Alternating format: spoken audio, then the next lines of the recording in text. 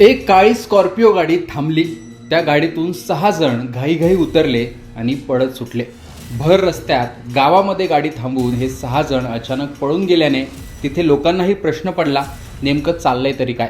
तेव्हा तिथले काही लोक आरोपी ज्या दिशेने पळाले तिकडेही गेले। हे सर्वच सीसीटीव्ही मध्ये कैद झालंय आणि त्याचाच व्हिडिओ आता व्हायरल होतोय।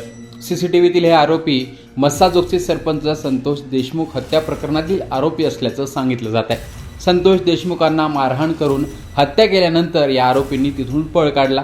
त्यानंतर हे आरोपी सुदर्शन घुलेची काळ्या रंगाची स्कॉर्पिओ ज्यात संतोष देशमुखांचं अपहरण केलं होतं ती घेऊन निघाले। त्यानंतर दैठणा मांजरा नदी, वाशी तालुक्यातील कोठावळे पिंपळगाव, दसमेगाव येथून आरोपींची गाडी वाशी शहरातील पारा चौकात पोहोचली। त्यावेळी पुढे पोलीस बंदोबस्तात उभे होते असं सांगितलं जात आहे आणि त्यांनाच पाहून आरोपी अचानक गाडी थांबवून पळून गेले। त्यासोबतच केज पोलीसही आरोपीच्या मागावर होते असंही सांगितलं जात आहे। अशा परिस्थितीमध्ये आरोपींनी एका गल्लीतून लेंडी नावाच्या नाल्यातून पळ काढल्याचं सांगितलं जात आहे।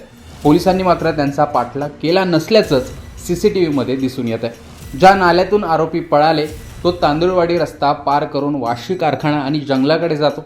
आरोपी हे कारखान्याच्या दिशेने जंगलात घुसले आणि 4 किलोमीटर अंतर पार करून महामार्गावरूनच पसार झाले अशी माहिती दिली जाते।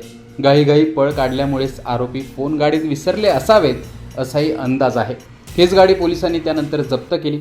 काही दिवसात या 6 पैकी काही आरोपी अटक झाले, तर सुदर्शन घुले, सुधीर सांगळेला त्यानंतर पुण्यातून अटक केलं, तर कृष्णा आंधळे हा अद्याप फरार आहे। वाल्मिक कराड आणि विष्णू चाटेही मोक्का अंतर्गत अटकेत आहेत। पोलिसांकडून स्कॉर्पिओ गाडी सापडलेल्या मोबाईलमधील डेटा रिकव्हर केला जातोय, त्यातून माहिती घेतली जाते। हाच डेटा या केसमध्ये फार महत्त्वाचा मानला जातोय। मारहाणीचे व्हिडिओ देखील यात असल्याची चर्चा आहे। तर दुसरीकडे अद्यापही कृष्णा आंधळे सापडत नसल्याने पोलिसांवर टीका होते। आता या सीसीटीव्हीमुळे काही मदत होते का आणि हा सीसीटीव्ही इतक्या दिवसांनी का बाहेर आला ते पाहणं देखील महत्त्वाचं असणार आहे आणि तशीच चर्चा रंगली। पण एकूणच हत्येनंतरचा कुठेतरी हा पहिलाच व्हिडिओ किंवा सीसीटीव्ही बाहेर आल्याने याची चांगली चर्चा रंगली आहे। या सीसीटीव्हीबद्दल तुमचं मत कमेंट बॉक्समध्ये सांगा। लोकमतचं यूट्यूब चॅनल सबस्क्राईब केलं नसेल तर आठवणीने सबस्क्राईब देखील करा।